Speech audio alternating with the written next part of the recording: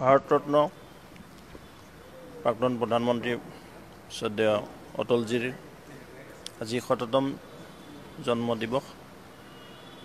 ১৯২৪ চনৰ আজিৰ এই পবিত্ৰ তিথিত তেখেতৰ গোৱালিয়ৰত জন্ম হৈছিল আৰু ভাৰতীয় জনতা পাৰ্টিৰ জন্মলগ্ন নহয় জনসংঘৰ দিনৰ পৰা এজন সংঘৰ প্ৰচাৰক হিচাপে থাকি পৰৱৰ্তী সময়ত যেতিয়া ১৯৫১ চনত জনসংঘ স্থাপন হৈছিল অন্যতম কাণ্ডাৰী আছিলে অটলজী আৰু তেখেতে সেই বিপদৰ সময়ত কংগ্ৰেছৰ বিৰুদ্ধে এই ভাৰত ভূমিত এই পবিত্ৰ ভূমিত হিন্দুস্তানত কংগ্ৰেছৰ বিকল্প হিচাপে সংগ্ৰাম কৰিছিল দল গঠন কৰিছিল আৰু আজি তেখেতৰ পবিত্ৰ জন্মতিথি এই জন্মতিথিত আমি তেখেতক শ্ৰদ্ধাৰে সোঁৱৰিছোঁ তেখেত অমৰ হৈ থাকক লগতে নৱভাৰতৰ তেখেত সৃষ্টিকাৰতা ৰূপকাৰতা তেওঁ ৰূপকাৰ বুলি কয় আজি সমগ্ৰ ভাৰতবৰ্ষৰ যি উন্নয়ন হৈছে আজি স্বৰ্ণিম চতুৰ্ভুজ আজি 6 লেন 6 লেন 4 লেন 8 লেন হাইৱে আমি দেখিবলৈ পাইছোঁ এই স্বপ্ন আছিল তেখেতৰে তেখেতে এদিন সাকাৰ কৰিছিল যাৰ পৰিণতিত আজি সমগ্ৰ ভাৰতবৰ্ষৰ যুগচিহ্নেৰেদি স্বৰ্ণিম চতুৰ্ভুজৰ আমি উপভোগ কৰিবলৈ পাইছোঁ আজিৰ প্ৰজন্মই গাঁওভূঞে যি উন্নয়ন হৈছে প্ৰধানমন্ত্ৰী গ্ৰাম সড়ক যোজনা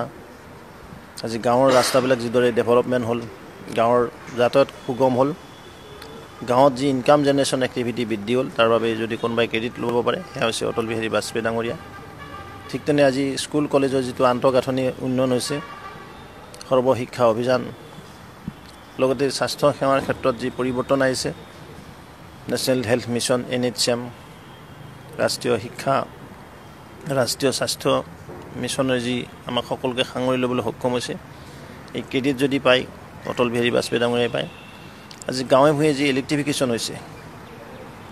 আগতে খুব পহলাগ অৱস্থা আছিলে কংগ্ৰেছৰ যেতিয়া চৰকাৰ আছিলে তেওঁলোকে চিন্তা চৰ্চা কৰা নাছিলে গাঁৱৰ উন্নতিৰ কথা কিন্তু কোনোবা এজন যদি চিন্তা কৰিছিলে সেয়া হৈছে অটল বিহাৰী বাজপেয়ী ডাঙৰীয়া তেখেতক আমি শ্ৰদ্ধাৰে স্মৰণ কৰিছোঁ শ্ৰদ্ধা ভক্তি অঞ্জলি যাচিছোঁ তেখেতৰ সপোনৰ ভাৰতবৰ্ষখন মোদী ডাঙৰীয়াই আমাৰ দেশৰ সন্মানীয় সভাপতি ৰাষ্ট্ৰনেতা মোদীজীয়ে যিদৰে আগবঢ়াই লৈ গৈছে নিশ্চিতভাৱে তেখেতৰ সপোন বাস্তৱত পৰিণত হ'ব আৰু তেখেতে সদায় সংগ্ৰাম কৰি আহিছিলে এটা কথাই কৈছিলে যে দুখীয়াক আমি সহায় কৰিবলৈ যি আমাৰ দীনদয়াল যিৰ দৰ্শন এই দৰ্শন যদি কোনোবাই বাস্তৱত পৰিণত কৰিছিল অটলজীয়ে কৰিছে আৰু পৰৱৰ্তী সময়ত মোদী ডাঙৰীয়াই কৰিছে আজি নহয় আজিৰ পৰা আমাৰ বৰ্ষজোৰা কাৰ্যক্ৰম হ'ব আৰু আজি আমি আমাৰ অটল বিহাৰী বাজপেয়ী ভৱনত তেখেতক প্ৰতিমূৰ্তি আছে আপোনালোকে জানে প্ৰতিমূৰ্তি তেখেতৰ মাল্যাৰ্পণ কৰা হ'ব পৰৱৰ্তী সময়ত তেখেতৰ এটা প্ৰতিমূৰ্তি অটল পাৰ্ক আদাবাৰীত আজি মাননীয় মুখ্যমন্ত্ৰী মহোদয় কৰ্কমালে উদ্বোধন কৰা হ'ব তাত তেখেতৰ জীৱনগাথা স্মৰণ কৰা হ'ব আৰু লগতে আজি সমগ্ৰ ভাৰতবৰ্ষতে ভাৰতীয় জনতা পাৰ্টি আৰু বিভিন্ন অনুষ্ঠান প্ৰতিষ্ঠানে অটলজীৰ অনুগামীসকলে বিভিন্ন ধৰণে তেখেতক আজি স্মৰণ কৰিব তেখেতৰ জীৱনগাথা জনতাক জনাব আৰু আমাৰো ভাৰতীয় জনতা পাৰ্টিৰ প্ৰতিটো বুথ স্তৰত আজি অটলজীৰ ওপৰত গুণানুকীৰ্তন কৰা হ'ব মাল্যাৰ্পণ কৰা